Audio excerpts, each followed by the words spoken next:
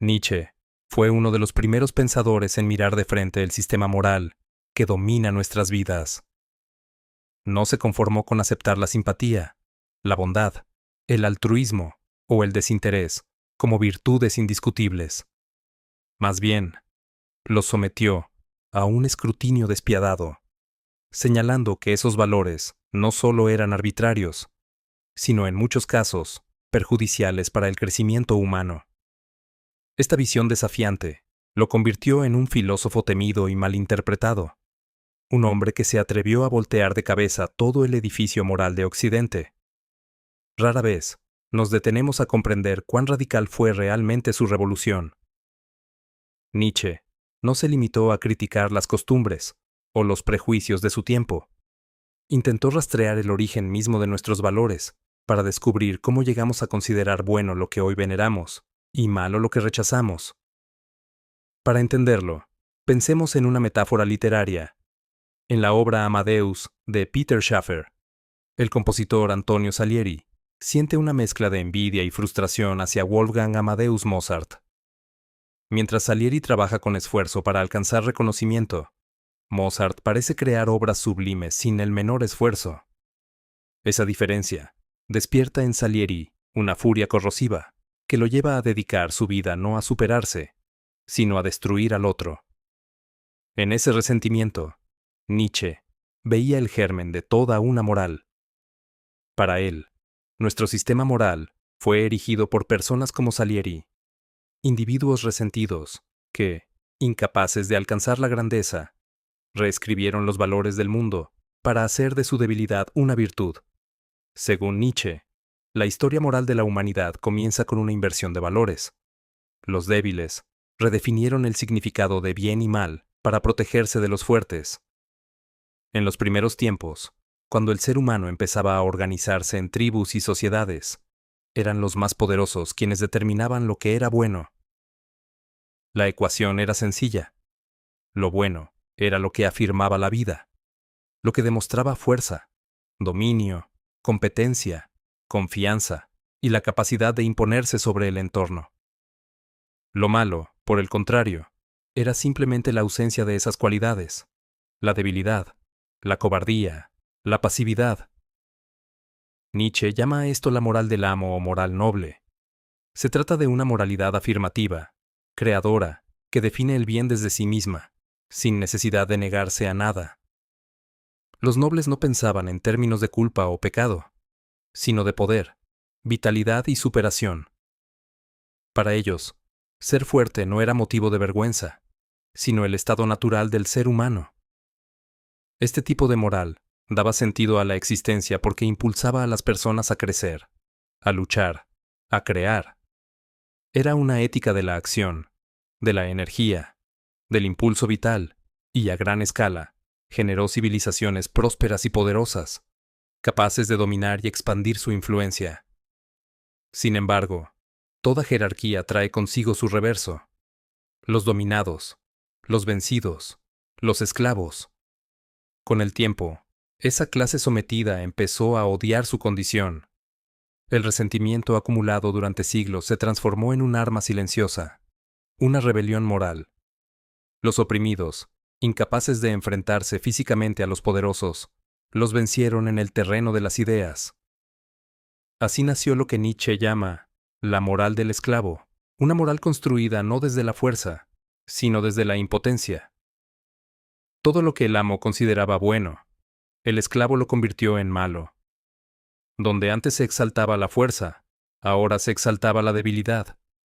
Donde se celebraba la ambición, ahora se elogiaba la humildad.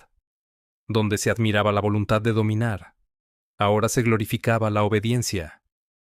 Lo que para los nobles era motivo de orgullo, para los siervos, se transformó en motivo de culpa. Nietzsche veía en esta transformación la raíz de la decadencia occidental. En lugar de aspirar a la excelencia, el hombre empezó a celebrar la mediocridad. En vez de mirar hacia lo alto, se refugió en la comodidad de lo pequeño, de lo moralmente correcto.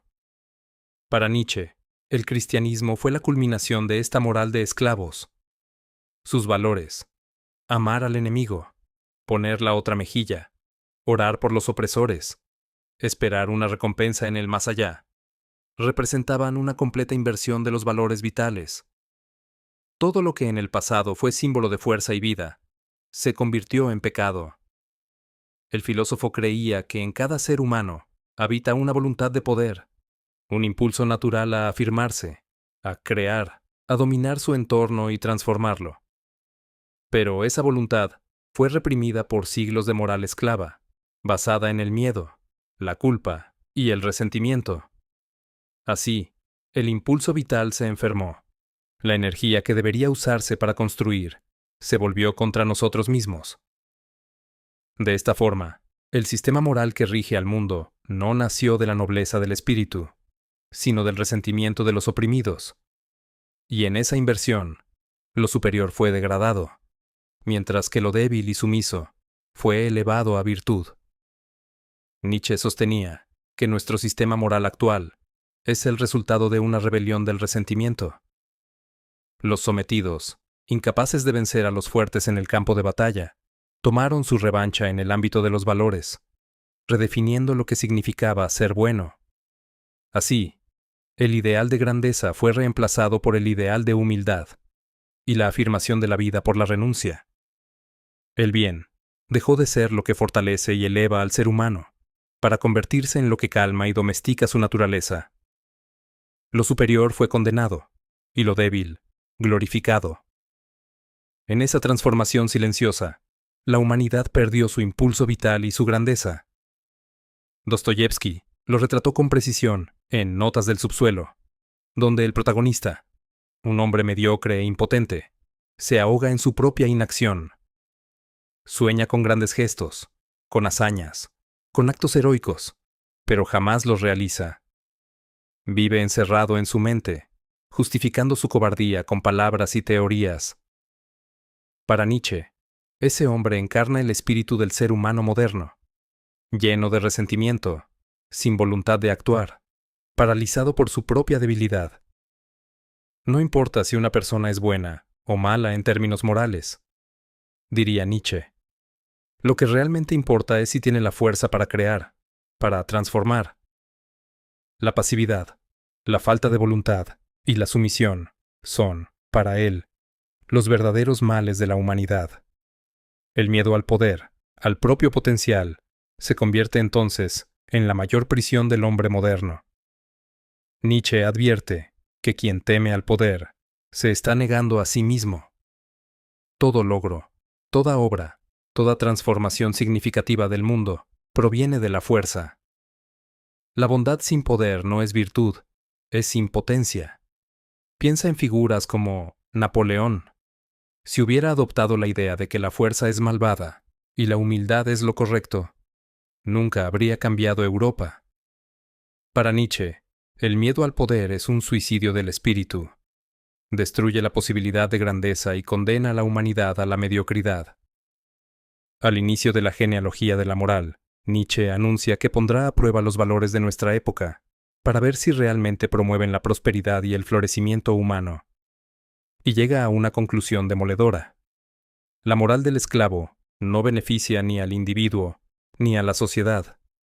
A nivel personal, convierte a las personas en seres que temen destacar, que buscan aprobación en lugar de desarrollo. A nivel colectivo, impide la aparición de individuos excepcionales, los que empujan a la humanidad hacia adelante. En otras palabras, una sociedad que castiga la fuerza y premia la debilidad se encierra en un ciclo de estancamiento.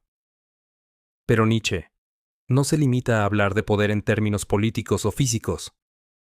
La voluntad de poder no es solo deseo de dominar a otros, sino una energía interior que impulsa a crear, a afirmar la vida, a transformar lo que nos rodea. Cuando esa fuerza se reprime, el ser humano se vuelve contra sí mismo. Y cuando toda una cultura lo hace, surge el sufrimiento colectivo, una civilización que se odia a sí misma. Nietzsche veía esto como el origen de la miseria moderna. Construir un sistema moral sobre la base del resentimiento es como construir una casa sobre arenas movedizas.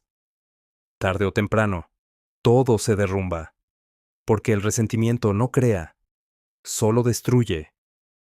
Para ilustrarlo, Nietzsche usaba una fábula atribuida a Esopo, el zorro y las uvas. El animal intenta alcanzar unas uvas que cuelgan de lo alto, pero al no conseguirlo, dice que están agrias. Así justifica su fracaso, convencido de que no desea lo que no puede tener, pero en el fondo, sigue deseándolo, solo que ahora con amargura.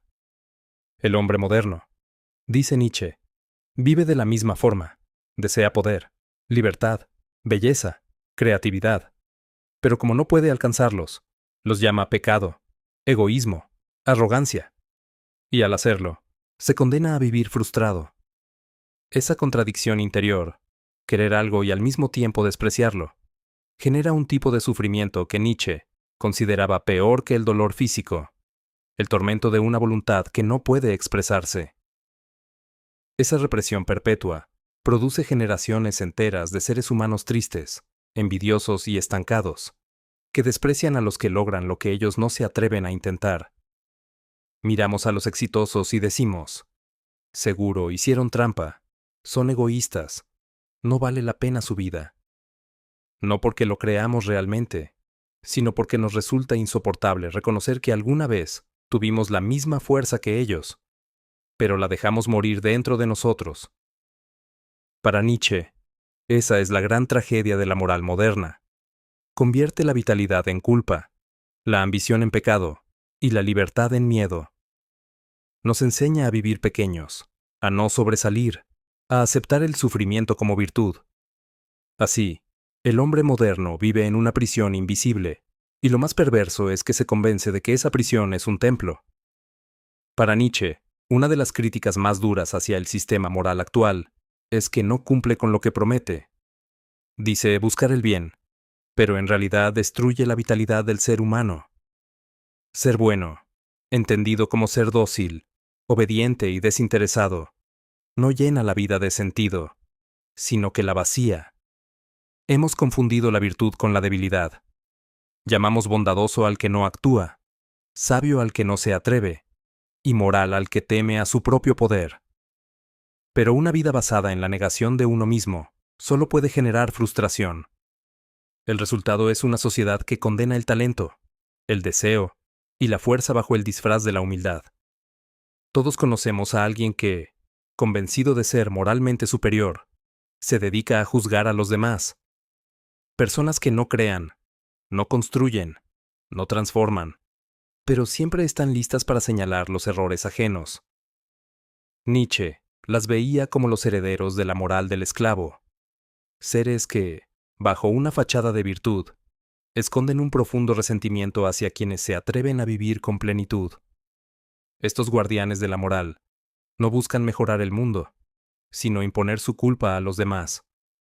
No toleran la alegría ni la libertad de quienes no se sienten atados a las mismas reglas.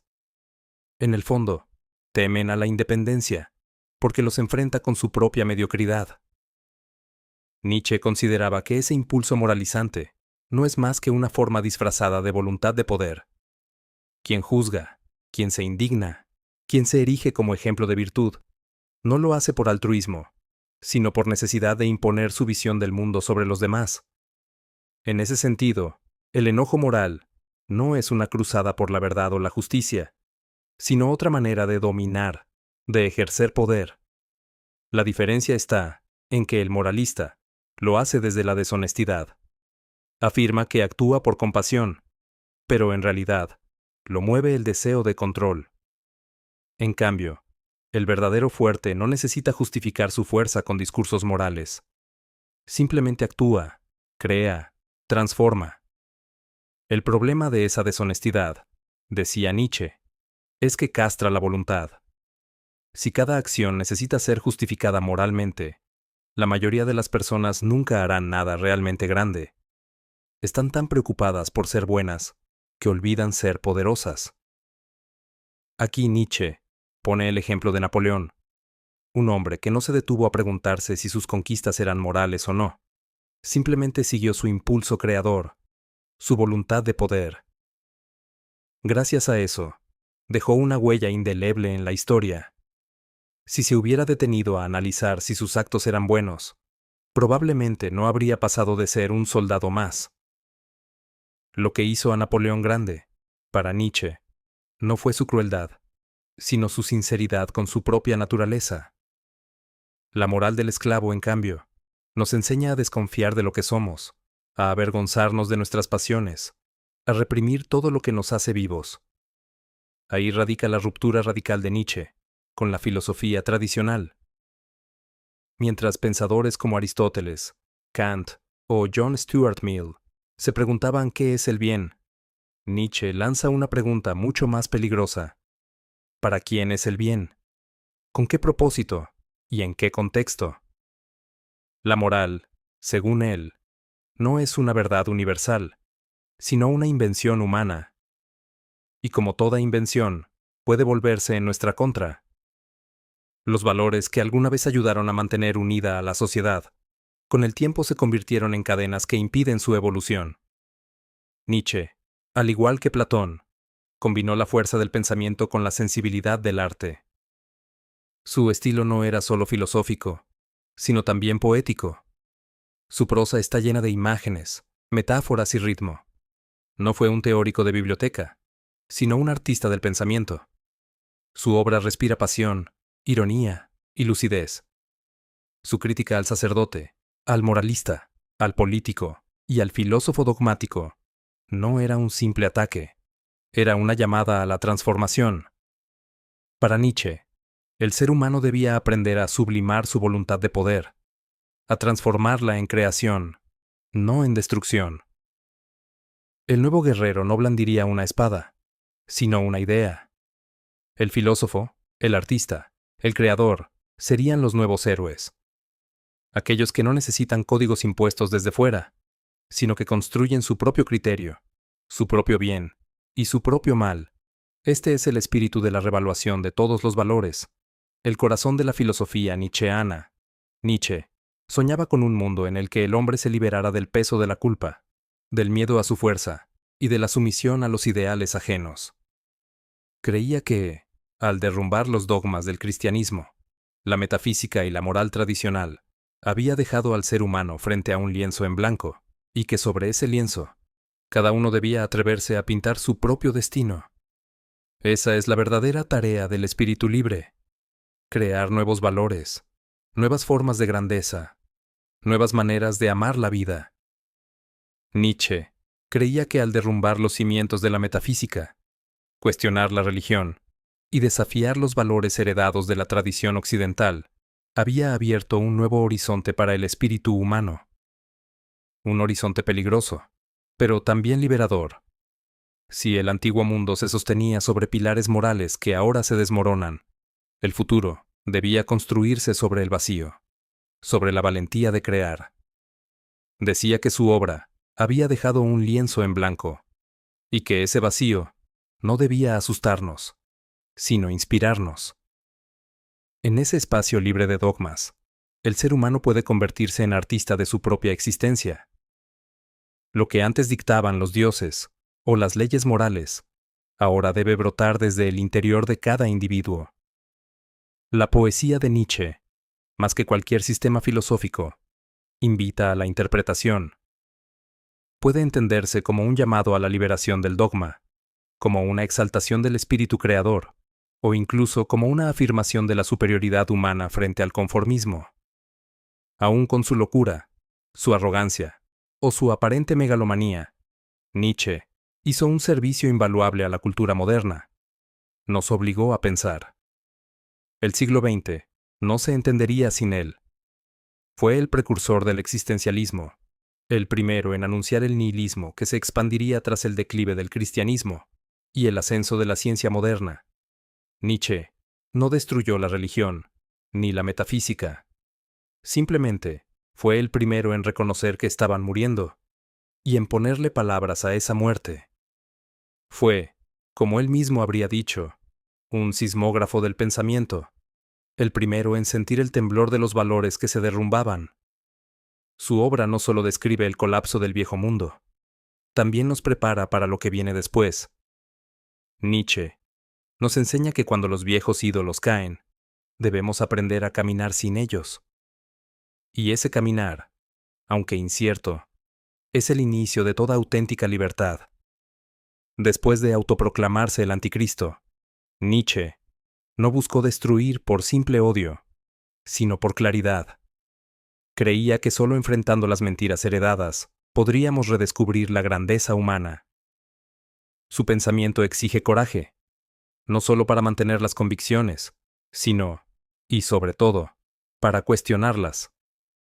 La verdadera fortaleza, decía, no consiste en defender nuestras creencias, sino en ponerlas a prueba. En ese sentido, Nietzsche representa uno de los puntos más altos de la cultura occidental, la valentía de pensar sin muletas, de mirar el abismo sin parpadear. Su filosofía, aunque polémica y a menudo malinterpretada, está impregnada de un amor profundo por la vida. Nietzsche no quería destruir al ser humano, sino liberarlo de las cadenas que él mismo se impuso. Deseaba que volviéramos a la visión noble y heroica de los griegos presocráticos, seres que no temían al destino, que aceptaban el dolor, la lucha y la grandeza como parte esencial de existir. El análisis nietzscheano es incómodo porque desafía todo lo que consideramos bueno, justo o moral. Es antidemocrático, antiigualitario y absolutamente provocador. Pero detrás de esa dureza hay una intención: recordarnos que la vida no se sostiene en la debilidad, sino en la fuerza. Podemos rechazar sus ideas o intentar aplicarlas. Podemos destruir los valores antiguos para crear otros nuevos, o simplemente aprender a mirar el mundo con menos miedo. Nietzsche no exige que nos convirtamos en tiranos, sino que comprendamos que la verdadera bondad solo es posible cuando nace de la fuerza, no de la impotencia. Nos enseña que la capacidad de hacer el bien y de causar daño son inseparables, porque ambas provienen del mismo poder interior, y que una moral que glorifica la debilidad termina anulando el deseo natural de superación, condenando a sus seguidores a la mediocridad. También nos advierte sobre aquellos que construyen su identidad a partir de la bondad. La compasión fingida y la moral ostentosa, decía, suelen ocultar un deseo de poder disfrazado.